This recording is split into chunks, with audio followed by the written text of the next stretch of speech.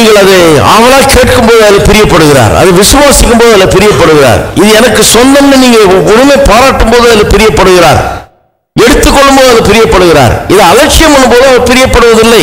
ஏன்னா அவர் சிலுவையில் போய் செத்து சம்பாரிச்சு கொடுத்திருக்காரு. நீங்க அதை அலட்சியம் பண்ணீங்கன்னா, இதை பற்றி கொஞ்சம் கூட கவனிக்காம நீங்க வாழ்றபடியே வாழ்ந்து கொண்டு வந்தீர்கள் சொன்னா அதில் பிரியப்படுவது கிடையாது. ஒருவரும் சேர கூடாத ஒளியில் வாசம் செய்பவரே, ஒருவரும் சேர கூடாத ஒளியில் வாசம் செய்பவரே,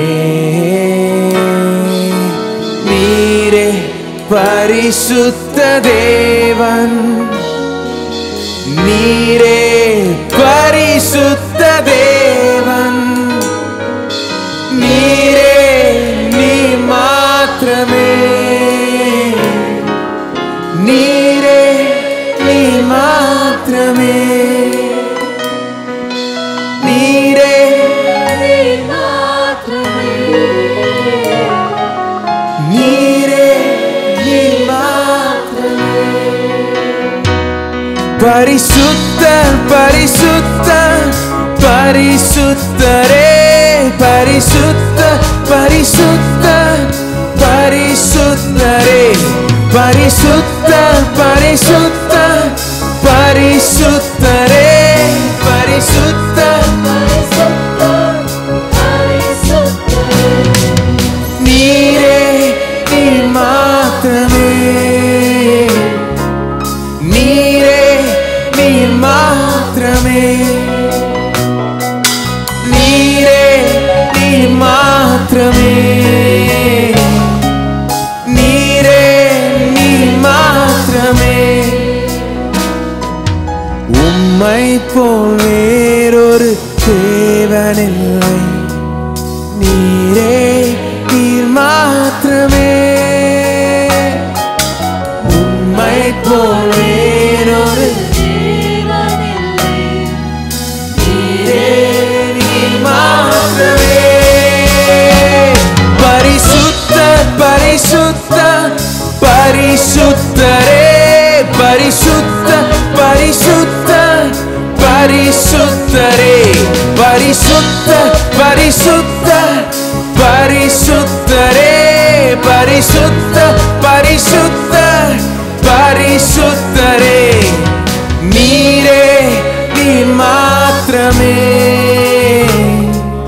நீரே நீ மாத்திரமே, நீரே நீ மாத்திரமே, நீரே. அணுகவே முடியாத பரிசுத்த தேவன் பலியானார் நம்மை மீட்க, அணுகவே முடியாத பரிசுத்த தேவன் பலியானார் நம்மை மீட்க, பாவியான மனுக்குலமே பரிசுத்தமானதுவே, கல்வாரி மரணத்தினார் அவர் நம் தகப்பனானார், கல்வாரி மரணத்தினார் அவர் நம் தகப்பனானார். அவர் மரிக்க நாம் ஜெயிக்க நீதிமானானோ, அவர் மரிக்க நாம் ஜெயிக்க நீதிமானானோ, அவர் மரிக்க நாம் ஜெயிக்க நீதிமானானோ.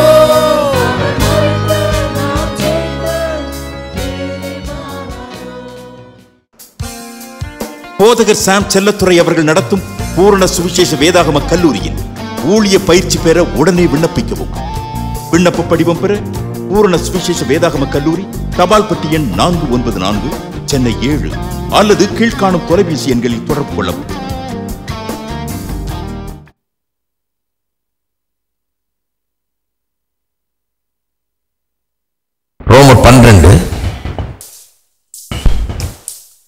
2ஆம் வசனத்தை வாசிக்கிறேன். நீங்கள் இந்த பிரபஞ்சத்துக்கு ஒத்த வேஷம் தெரியாமல் தேவனுடைய நன்மையும் பிரியும் பரிபூர்ணமான சித்தம் என்னதென்று பகுத்தறியத்தக்கதாக உங்கள் மனம் புதிதாகிறதுனாலே மறுரூபமாகுங்கள். தேவனுடைய ராஜ்யத்தை குறித்து போய்த்து வருகிறோம். நிறைய பேர் நினைக்கிறாங்க தேவனுடைய ராஜ்யம்னா நம்ம செத்து பரலோகம் போய் தேவனுடைய ராஜ்யத்துக்குள்ள பிரவேசிப்போம்னு. அது வேற, அதுவும் உண்டு. ஆனா தேவனுடைய ராஜ்யத்தை பற்றி இயேசு இன்னொரு விதமாகவும் பேசுகிறார், வேதம் இன்னொரு விதமாகவும் சொல்லுகிறது. அது என்னன்னா, தேவனுடைய ராஜ்யம் வந்திருக்கிற ஒன்றாக, ஏற்கனவே வந்திருக்கிற ஒன்றாக, நம்ம மத்தியில் இருக்கிற ஒன்றாக சொல்லுகிறார். அது எப்படி விளங்கிக் கொள்வது? எந்த விதத்தில் நம்ம மத்தியில் வந்திருக்குது, எப்படி நாம் அதில் பிரவேசிக்க முடியும்? இன்றைக்கு எப்படி அது நமக்குள்ள பிரவேசிக்க முடியும்? எப்படின்னு சொன்னா, இயேசு நம்முடைய இரட்சகராக மட்டுமல்ல, நம்முடைய ஆண்டவராகவும் நம்முடைய வாழ்க்கைக்குள்ள வருகிறார். இயேசு ஏற்றுக்கொள்ளவர்களுக்குள்ள அவர் இரட்சகராக மட்டுமல்ல, ஆண்டவராகவும் வருகிறார். ஆண்டவராக இருக்கிற இவர் நம்ம ஆண்டு கொள்ளுகிறார். அவருடைய ராஜ்யம் அங்க நடக்குது. அவருடைய ராஜ்யம் நடக்கும்போது அவருடைய சித்தம் பரலோகத்தில் செய்யப்படுகிறது போல பூமியிலேயும் செய்யப்படுகிறது. அப்ப இந்த பூமியிலேயே இப்பொழுதே உங்களுடைய வாழ்க்கையிலே தேவனுடைய ராஜ்யத்தை நீங்கள் அனுபவிக்கலாம், அவருடைய ஆளுகையை அனுபவிக்கலாம்.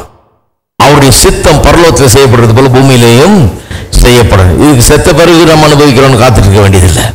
செத்த பிறகு தேவனுடைய ராஜ்யத்துக்கு போய் சேருவோம்னு காத்துட்டு இருக்க வேண்டியதில்லை. இப்பவே அதை அனுபவிக்க செய்யலாம் என்று வேதவசனம் நமக்கு போதிக்கிறது.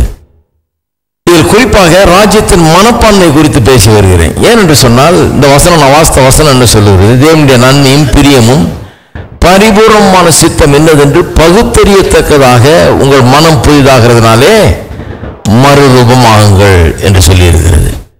அதாவது மனம் புதிதாகலன்னா தேவனுடைய நன்மையும் பிரியும் பரிபூர்ணமான சித்தம் என்னதென்று நாம் பகுத்தறியவோ அதை நம்முடைய வாழ்க்கையிலே நிறைவேற்றி காட்டவோ முடியவே முடியாது.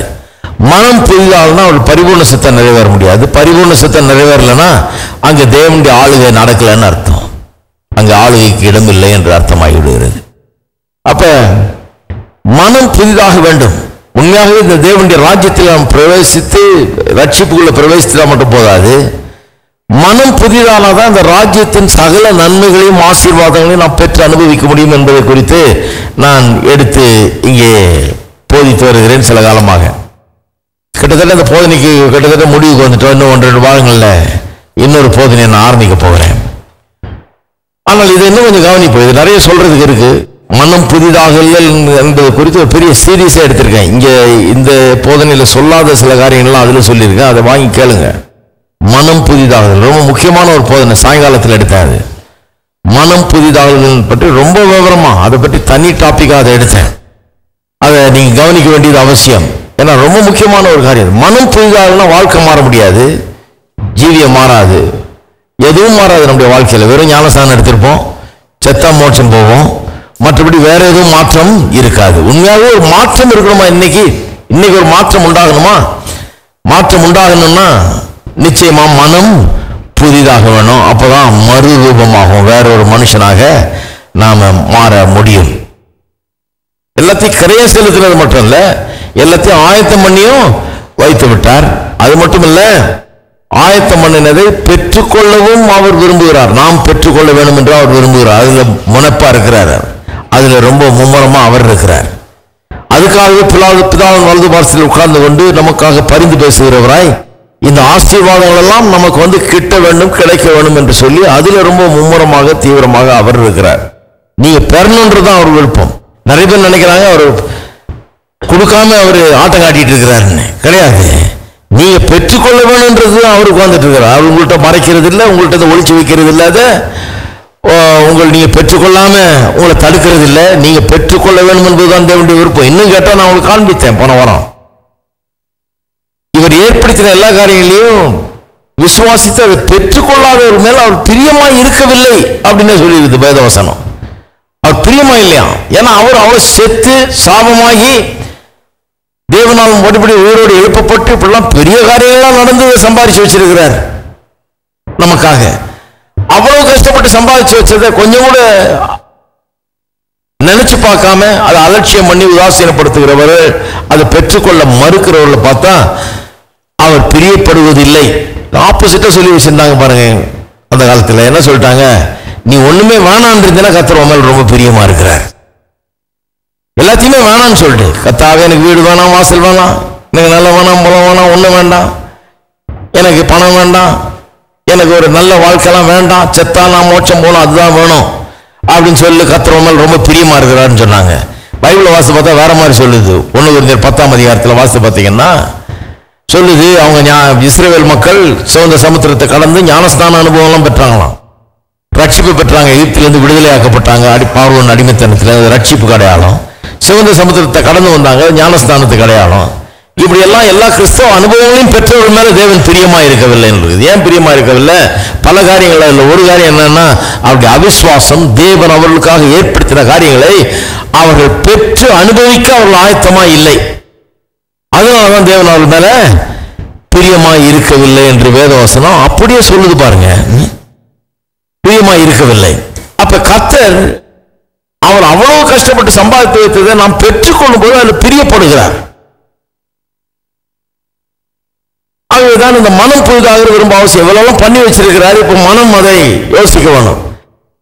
அது எல்லாம் பெய்ட் ஃபார், எல்லாம் ப்ரிப்பேர்டு, கிரைய செலுத்தாச்சு, ஆயத்த பண்ணி வச்சாச்சு. இதை பெற்றுக்கொள்ளணும்னு அவர் விரும்புகிறார். இதெல்லாம் ஒட்டுமொத்தமா பார்க்க போனால் ஒரு காரியம் விளங்குகிறது, தேவன் எல்கையற்றவராய் இருக்கிறார். நம்மையும் அவர் எல்கையற்றவர்களாக வாழ வேண்டும் என்றே உண்டாக்கி வைத்திருக்கிறார். நமக்கு எந்த ஒரு லிமிட்டையும் அவர் பிளான் பண்ணவே இல்லை. நம்முடைய மைண்ட்ல உண்டாயிருக்கிற அந்த லிமிட் எல்லாம், மனதில் உண்டாயிருக்கிற அந்த லிமிட்டேஷன்ஸ் எல்லாம் எங்கிருந்து வருது? நமக்கு அது கற்பிக்கப்பட்டவைகள். ஒரு ஊர்ல பிறந்திருக்கிறோம், ஒரு இனத்துல பிறக்கிறோம், ஒரு மொழியை பேசுறோம், ஒரு கலாச்சாரத்தில் வளர்றோம். அதன் நிமித்தமாக பல லிமிட்டேஷன்ஸ், பவுண்டரி வால்ஸ் போடப்படுகிறது. நம்முடைய மனதிலே கோடை வரைஞ்சிடுறாங்க, எல்லை கோடுகளை. உன் இதயத்தை எல்லா காவலோடும் காத்துக்கொள், அது நின்று ஜீவ ஊற்று காமிச்சானைகள் இல்லையா? அது நின்று என்ன புறப்படும்? ஜீவ ஊற்று சொல்லி இருக்குது. ஒரு மொழிபெயர்ப்பு சொல்லுகிறது, அதிலிருந்து உன்னுடைய வாழ்க்கையின் எல்லை கோடுகள் அங்கே வரையப்படுகிறது. அதனாலதான் இருதயத்தை காத்துக்கொள்ளாங்க, என்ன போகுதுன்னு பார்த்துக்கின்றார். ஏன்னா அது போய் கோடு போட்டுரும், எல்லை கோடுகளை உண்டாக்கி விடும், பவுண்டரி போட்டுரும், பவுண்டரி லைனை போட்டுரும், தாண்ட முடியாதபடிக்கு. கலாச்சாரங்கள் அப்படி பண்ணிடும், சில நேரத்தில் பழக்க வழக்கங்கள் அப்படி பண்ணிடும். அது நம்ம நினைக்கிறோமோ நினைக்கல, அது பண்ணிடுச்சு ஏற்கனவே. அதனால இப்ப சபைக்கு வரும்போது என்ன பண்றோம்? பிரசங்கம் எல்லாம் இந்த கோடை கலைக்கிற வேலை. கோடை கலைக்கிறதுக்கு தான் பிரசங்கம் பண்ணிட்டு இருக்கோம், கோடு போடல நாங்க. அதனால எப்பவும் பிரசங்கம் கேட்கும்போது ஞாபகம் வச்சுக்கணும், கோடு போடுற பிரசங்கமா கோடை கலைக்கிற பிரசங்கமான்னு. நிறைய பிரசங்கங்கள் கோடு போடுற பிரசங்கங்களா இருக்கும், ஒரு சில பிரசங்கங்கள் கோடை கலைக்கிற பிரசங்கமா இருக்கும். அந்த கோட்டை கலைக்கிறதுக்கு தான் பிரசங்கம் பண்ணணும். ஏன்னா கர்த்தர் உங்களுக்கு எந்த கோடையும் போடுறது இல்லை, உன்னுடைய விசுவாசத்தின்படியே உனக்கு ஆக கழுவுகின்றார். அவர் ஒன்றும் கோடு போடல, எல்லாம் புரிகின்றார். விசுவாசிக்கிறவனால் எல்லாம் கூடும் என்கிறார். அப்ப கர்த்தர் எந்த லிமிட்டையும் நமக்கு வைக்கல. வாழ்க்கையில லிமிட்டே கிடையாது. வானமே இல்லைன்னாங்க, வானம் இல்லை, எல்லை எதுவுமே இல்லை, வானம் கூட எல்லை கிடையாது, நமக்கு எல்லையே கிடையாது. நீங்க சொல்லலாம், இல்லையா நம்ம மனிதர்கள் தானே, சாதாரண மனிதர்கள் தானே, ஒரு எல்கைக்கு உட்பட்டவர்களாக நாம் இருக்கிறோம், இவ்வளவு பண்ணலாம், அதுக்கு மேல முடியாது தானே உண்மை. மனுஷனுக்கு அதுதானே கொடுக்கப்பட்டிருக்கிறது, அவ்வளவுதானே, அது லிமிட்டேஷன்ஸ் இருக்குது இல்லையாலாம். ஆமா, மனுஷர்கள் தான் நாம். அந்த விதத்துல பார்த்தா சில லிமிட்டேஷன்ஸ் இருக்குது. சில சொல்றாங்க, நான் பறந்தா போயிட முடியும், இங்கதான் இருக்கிறேன், அடுத்த நிமிஷம் நினைச்சா நான் அந்த ஊருக்கு போயிட முடியுமா? முடியாது, அதுக்கு இத்தனை மணி நேரம் ஆகத்தான் செய்யும். சரி, ஆகத்தான் செய்யும். ஆனால் ஒருவேளை கர்த்தர் நீங்க அடுத்த நிமிஷமே அங்க இருக்கணும்னு நினைச்சாருன்னா இருக்க வைக்க முடியாதுன்னு நினைக்கிறீங்களா? பைபிளை வாசித்து பாருங்க, அப்படிலாம் பண்ணியிருக்கிறாரு. அப்படிலாம் பண்ணிருக்க. ஒரு தீர்க்கதரிசியை பற்றியே சொல்றாங்க, நீ இங்கே இருப்ப, அடுத்த நிமிஷம் எங்க இருப்பியோ யாரு கண்டா, உன்னை யாரு தேடுறதுன்னாங்க. அந்த மாதிரி கர்த்தருடைய சித்தம், நோக்கம், அதற்காக எல்லைகள் எல்லாம் அவர் அகற்றுகிறார். கர்த்தரால் கூடாத காரியம் ஒண்ணுமே கிடையாது. எப்பவுமே அந்த எல்லையே யோசிச்சுட்டு இருக்க கூடாது. எல்லையற்ற ஒரு தேவனோடு நாம் உடன்படிக்கையில் இருக்கிறோம் என்பதை எண்ணி பார்க்க வேண்டும். நம் மனிதர்கள் தான். மனிதர்கள் விதத்தில் பார்த்தா பல லிமிட்டேஷன்ஸ் இருக்கதான் செய்யுது. ஏனென்றால் அந்த இயற்கை உலகத்தின் லிமிட்டேஷன்ஸ். ஆனால் இதையெல்லாம் கூட கடப்பதற்கு தேவனோடு கூட நமக்குள்ள ஒரு உடன்படிக்கை உதவுகிறது. உடன்படிக்கைனா என்ன? உடன்படிக்கைனா கர்த்தர் நம்முடைய பார்ட்னர் ஆகி விடுகிறார் வாழ்க்கையில. ரத்த உடன்படிக்கையை பற்றி போதித்தேன் இல்லையா? அந்த ரத்த உடன்படிக்கையில் என்ன ஒரு விசேஷம்னு சொன்னா, அந்த உடன்படிக்கையில் நுழையிறவங்க என்ன சொல்லிக்கிறாங்க, ஒருத்தருக்கு ஒருத்தர் 2 பார்ட்டிஸ் உடன்படிக்கை பண்ணி கொள்ளும்போது, 2 தரப்பினர் உடன்படிக்கை செய்து கொள்ளும்போது என்ன சொல்லிக்கிறாங்க, என்னுடையதெல்லாம் உன்னுடையதுன்னு ஒரு பார்த்து சொல்றாங்க. நான் இன்னொருவரோட உடன்படிக்கை பண்றேன்னா என்னுடையதெல்லாம் உன்னுடையது, அவங்க என்ன சொல்றாங்க, என்னுடையதெல்லாம் உன்னுடையதுன்னு சொல்றாங்க. அப்ப அந்த உடன்படிக்கை செய்த நிமித்தமாக அந்த நிமிஷத்திலிருந்து எனக்கு உள்ள எல்லாத்தையும் அவங்களுக்கு தேவையான எடுத்துக்கலாம். அவங்களுக்கு காசு கொஞ்சம் கம்மியா இருக்குதா, எங்கிட்ட எடுத்துக்கலாம். அவங்களுக்கு பலன் கொஞ்சம் கம்மியா இருக்குதா, அதை சப்ளை பண்றதுக்கு நான் இருக்கிறேன். அவங்களுக்கு அறிவு கொஞ்சம் கம்மியா இருக்குதா, சில காரணங்கள் தெரியாம இருக்குதா, அதை கொடுக்கறதுக்கு நான் இருக்கிறேன். ஆனா இங்க என்னன்னா, உடன்படிக்கை என்னோட இல்ல, கடவுளோடு உடன்படிக்கை பண்ணி இருக்கிறோம். இயேசு கிறிஸ்துவின் மூலமாக தேவன் நம்மோடு கூட உடன்படிக்கை பண்ணி இருக்கிறார். நாம் தேவனோடு உடன்படிக்கையின் பிள்ளைகளாக இருக்கிறோம், உடன்படிக்கையில் இருக்கிறோம். அப்ப நான் சொல்லுகிறேன், உங்களுக்கு ஏதாவது குறைவா இருக்குதா, அவர்கிட்ட அது நிறைவா இருக்குது. அதனால உங்களுடைய குறைவை அதை ஆஃப்செட் பண்ணிடுது. உங்க குறைவை பற்றி பேசாதீங்க, அங்க இருக்கிற நிறைவை பற்றி பேசுங்க. ஏன்னா உங்க பார்ட்னர்கிட்ட நிறைய இருக்குது. உங்கள்கிட்ட கொஞ்சம் குறைவா இருக்கலாம், அது அங்க நிறைய அவர்கிட்ட இருக்குது. உங்க அக்கௌண்ட்ல 15 ரூபா இருக்கலாம், அவர் அக்கௌண்ட்ல 0 எண்ணி பார்க்க முடியாது, அவ்வளவு இருக்குது. அதுக்கு தனி கம்ப்யூட்டரே வேணும், எவ்வளவு இருக்குதுன்னு போடுறதுக்கு. அவ்வளவு இருக்குது, கணக்கு வழக்கு இல்லாம இருக்குது, ஏராளம் தாராளமா இருக்குது. உங்களுக்கு ஞானம் கொஞ்சம் குறைவா இருக்கலாம் வாழ்க்கையின் பிரச்சனைகளை சமாளிக்கிறதுக்கு, ஆனா அவரிடத்துல ஞானம் ஏராளமா இருக்குது. உங்களுக்கு புத்தியும் அறிவும் கொஞ்சம் அவ்வளவு போகாம இருக்கலாம் சில சூழ்நிலைகள்ல, அவர்கிட்ட நிறையவே இருக்குது. உங்களுக்கு சக்தியும் வல்லமை ஆற்றலும் குறைவா இருக்கலாம், அவரிடத்துல நிறைவா இருக்குது. உடன்படிக்கை. உடன்படிக்கை அப்ப என்ன சொல்றாரு அவரு, உங்ககிட்ட எதெல்லாம் குறைவா இருக்குதோ அதெல்லாம் என்கிட்ட நிறைவா இருக்குது. உன் குறைவை பற்றி என்னத, என்னுடைய நிறைவுல இருந்து எடுத்துக்க.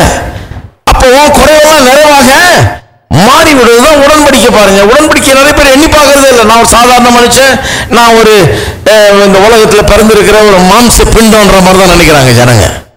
கிடையாது. நான் இந்த உலகத்தில் பிறந்திருக்கிற ஒரு மனுஷன், மாம்சத்தில் வாழுகிறவன், ஆனால் நான் ஆவிக்குரியவன், தேவனுடைய சாயல்ல உண்டாக்கப்பட்டிருக்கிற ஒரு மனுஷன். அவரை போலவே நான் இருக்கிறேன்.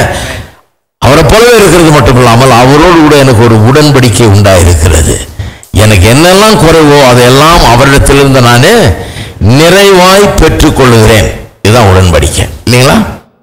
அப்ப லிமிட் எடுத்துருக்க மைண்ட்ல இருந்து லிமிட் அகற்றுறதுதான் ரொம்ப குறியா இருக்கணும்.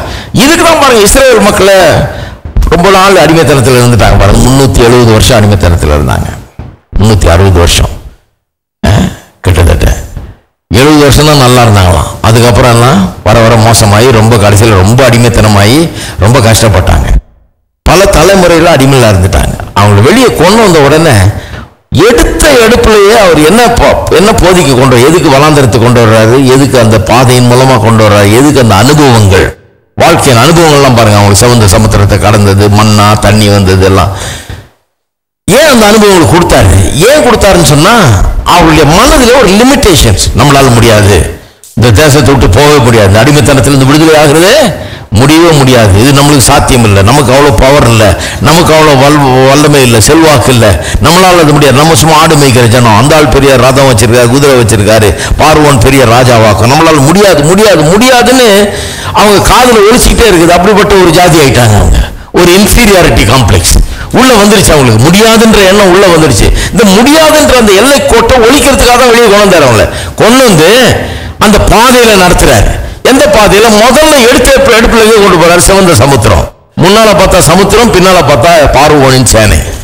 லெப்ட் ரைட்டு போக முடியாது. இப்படி போனா இல்லைன்னா அப்படி போனோம். இப்படி போனா தண்ணி உள்ள போயிடுவோம், இந்த பக்கம் போனா அவங்க கையில மாட்டிக்குவோம். 2 பக்கம் போனாலும் அழிவுதான், வேற வழியே இல்லை. வழியே இல்லைங்கிறது தான் அவருடைய எண்ணம். முடியாது, வழியே இல்லை, எல்லாம் நின்றுட்டு பயப்படுறாங்க. கர்த்தர் சொல்றாரு, இதுக்கு தான் கொண்டு வந்தீங்க, வழியே இல்லாத ஒரு இடத்துக்கு ஏன் கொண்டு வந்த வேணும்னா, வழியே இல்லைன்னா தான் நான் எப்படி வழி உண்டாக்குறேன்றது நீ பார்க்க முடியும். அதனால கொண்டு வந்தேன். வழியே இல்லாமாக்கி உன்னை போட்டு நெருக்கி சாகடிக்கிறதுக்கு கொண்டாடல. நான் வழியே இல்லைன்னு யோசிக்கிற பாரு, இப்ப நான் உனக்கு காமிக்கிறேன், வழியை உண்டாக்குகிறேன். இந்த சமுத்திரத்தின் வழியா வெட்டாந்தரையை போல ஒரு வழியை உண்டாக்குறேன். நீ அது மூலம் கடந்து போறதுக்கு ஒரு வழியை உண்டாக்குறேன். வழியே இல்லாத இடத்துல வழியை உண்டாக்குற தேவன். நான் 1000 வழியை வச்சிருக்கிறேன்றது நீ புரிஞ்சுக்க. முதல்ல முடியாது முடியாது முடியாதுன்னு நினைக்கிற, முடியுன்ற யோசனைக்கு வா. நீ அப்படிப்பட்ட எண்ணத்துக்கு வா. அப்பதான் நான் போற இடத்துக்கு, நான் கொண்டு போற இடத்துக்கு நீ போய் சேர முடியும். அந்த பாலம் தேனை ஓடுற தேசத்தை அடையணும்னா முடியுன்றதை யோசிக்க ஆரம்பிக்கணும். நீ ஃபர்ஸ்ட் லெசன் சிவந்த சமுத்திரம் கடக்குறாங்க பாருங்க. கடக்கு போய் யோசிக்கிறாங்க, சரி இதை கடக்குறோம், அவனும் பின்னால துரத்திக்கிட்டே வருவானே, அந்த ராணுவத்திலிருந்து விடுதலையே கிடையாது, பார்வோனுடைய சேனைகிட்ட இருந்து விடுதலையே கிடையாது, அவன் கண்டிப்பா வருவானேன்னு கர்த்தர் சொல்றாரு. இவனை வாழ்நாள் முழுக்க கட்டிட்டாவே போறியா? இவனை ஒழிக்கவே முடியாதுன்னு நினைக்கிறியா? இவனுடைய தொல்லை ஒழியவே ஒழியாதுன்னு நினைக்கிறியா? இந்த பிரச்சனை தீரவே தீராதுன்னு நினைக்கிறியா?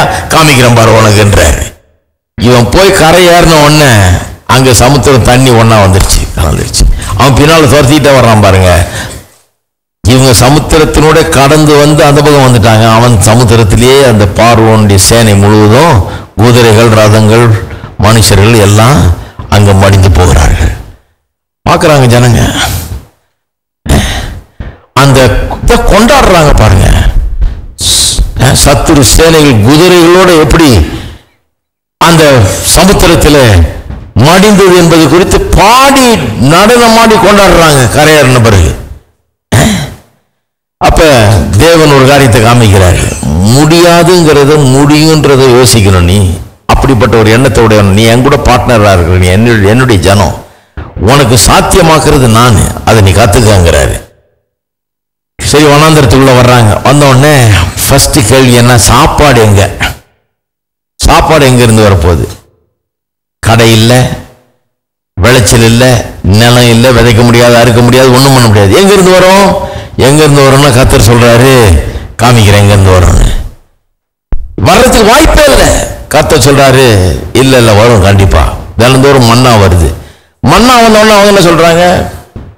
புசிக்க கொடுத்தவர் குடிக்கவும் கொடுப்பாரா, தண்ணி கொடுப்பாரா? வனாந்தரத்தில் எங்கன்னு தண்ணி வரும். கர்த்தர் சொன்னாரு, காமிக்கிறேன் உனக்கு. முடியாது முடியாதுன்னே யோசிக்கிறல்ல, முடியுங்கிறத நான் காண்பிக்கிறேன். முடியறதுக்கு அந்த கண்மலையிலேருந்து தண்ணி வருது பாருங்க, அப்படி காமிச்சாரு. அப்புறம் சரி, இந்த மன்னாவை கொடுத்தாரு, தண்ணியை கொடுத்தாரு, கறி கொடுப்பாரா? நல்ல கேள்வி. நிறைய பேர் உங்களுக்கு அந்த கேள்வி தான் இருக்குது. கறி கொடுப்பாரா? ஒன்னும் சிக்கன்லாம் காணுமே, அது கொடுப்பாரா? கர்த்தர் சொன்னார், அதையும் கொடுக்கிறப்பாரு. அனைத்தையும் அருளிடும், எனக்கென தந்திடும், வலக்கரம் என்னை உயர்த்திடும் என் தேவனே. அனைத்தையும்